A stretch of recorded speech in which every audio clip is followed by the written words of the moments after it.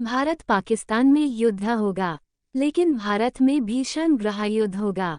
भविष्यवाणी, हर हिंदू ये लेख अवश्य पढ़ें। पाकिस्तान के पास सबसे बड़ा हथियार उसका परमाणु बम नहीं बल्कि भारत में बसे 30 करोड़ मुसलमान है। ये बात मैं नहीं कह रहा हूँ, ये बात 1980 के दशक में जनरल जिया-उल हक ने कही थी। उसने कहा था कि जब भारत में पाकिस्तान से ज़्यादा मुसलमान हैं तो हमें वहाँ लड़ने के लिए अपने सैनिक भेजने की क्या ज़रूरत है। तब से पाकिस्तान ने अपनी सोच स्ट्रैटेजी बदल ली है। अब उसने भारत के मुसलमानों को रेडिकलाइज करने में इन्वेस्ट करना शुरू कर दिया है। हर शहर हर गली में मदरसे, जहाँ की शिक्षा उसका उदाहरण है। भारत की अपनी सरकारों और गद्दार नेताओं ने भी इस आग में खूब घी डाला है। आज अगर मोटा मोटा आकलन करें तो भी कम से कम 40% मुसलमान इस्लामी कट्टर हो ही चुका है। संख्या में ये कितने हुए? 30 करोड़ का 40% यानी 15 करोड़, जबकि भारत के पास लगभग 15 लाख फौज है, मतलब पूरे भारत की फौजों से 100 गुना ज़्यादा।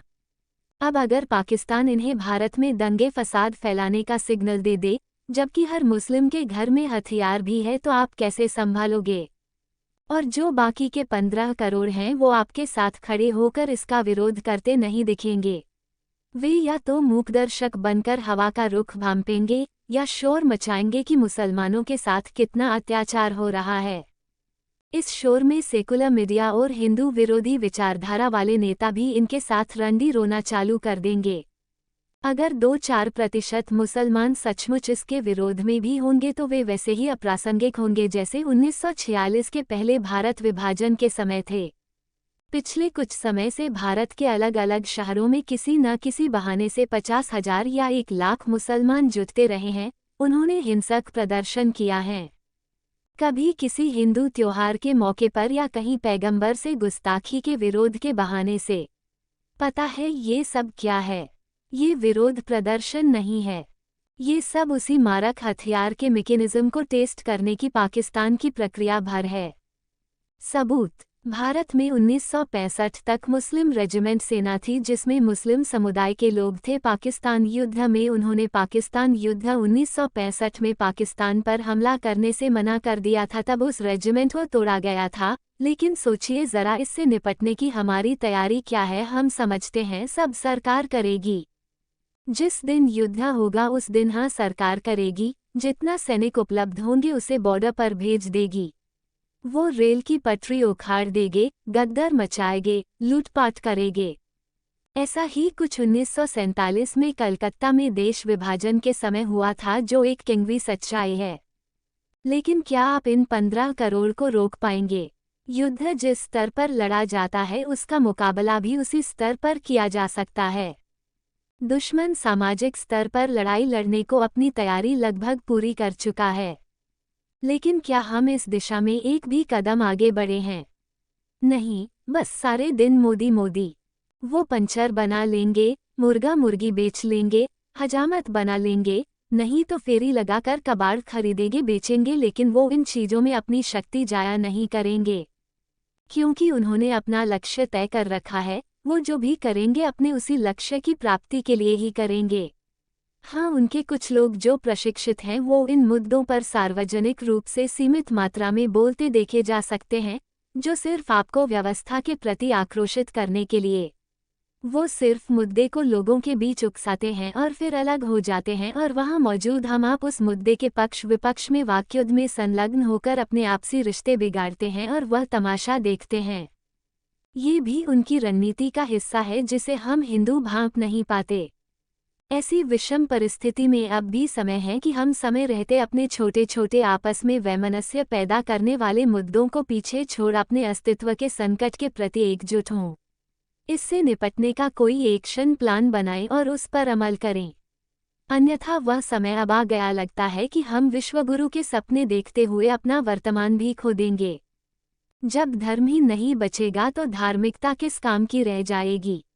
आज बेफालतू की बात पर मुस्लिम लगातार हिंदू धर्म और उनके प्रतीकों का अपमान कर रहे हैं, हमें धमकी दे रहे हैं, और हम घर में चुपचाप राम राम जपे तो तैयार हो जाए इस्लाम कबूल करने को। ये राजनैतिक बात नहीं बल्कि धार्मिक बात है। अपने धर्म की रक्षा के लिए सजग रहना ही होगा। जो हो रहा है किसी से छिपा नहीं है। राजनीतिक पार्टी समझ चुकी है ये हिंदू अपने धर्म और विचारधारा का पक्का न था न होगा, इसलिए खुले मंच से हिंदू धर्म का अपमान और अनदेखी कर रहे हैं। खैर हमें क्या फर्क पड़ता है, हम बस तिलक लगाकर हिंदू धर्म रक्षक होने का मिथ्या अहंकार पाले घूम रहे हैं। शरद पवार ने साफ कह दिया मुस्लिम सरकार बनाते हैं यानी हिंदू वोट करता ही नहीं या उसके वोट का मोल ही नहीं रह गया है। कांग्रेस महाराष्ट्र अध्यक्ष ने कहा मुस्लिमों के कहने पर सरकार बनाई मतलब हम हिंदू बहुसंख्यक होकर भी कोई महत्व नहीं रखते हैं। खुलेआम ओम और स्वस्तिक के चिन्हों पर फक्यो हिंदुत्व लिखा जा रहा है, लेकिन हमें क्या, हम धार्मिक है, हिंसावादी है, हमें सिर्फ पूजा साधना में ध्यान लगाना चाहिए। ये सब बाहरी प्रपंच है, लेकिन न चाहते हुए भी यह बाह्य परिस्थितियों का प्रभाव पड़ता है। कभी सोचा पाकिस्तान, बांग्लादेश और अफगानिस्तान के हिंदू क्या धार्मिक नहीं थे? बिल्कुल थे। उनके मंदिर तोड़ दिए, पूजा पर रोक लगा दी। अब कैसे करते पूजा आराधना और साधना? परिणाम ये हुआ कुछ ने इस्लाम कबूल कर लिया, कुछ भाग आए भारत में। लेकिन हमने क्या किया, उनको शरणार्थी बनाकर रख दिया, न अपनाया न हक दिया। अब जब सीएए से उन्हें नागरिकता दी जा रही है तब यहाँ के मुस्लिम विरोध कर रहे हैं, यानी मुल्क बदला है, इस्लाम की विचारधारा वही है। न वहाँ रहने देंगे न यहाँ। एक नेता ने यहाँ तक कह दिया मुस्लिम को तो पता है उनके बाप दादा कहाँ दफन है, तुम हिंदुओं को ये भी नहीं पता कि तुम्हारे बाप दादा कहाँ फूंके गए।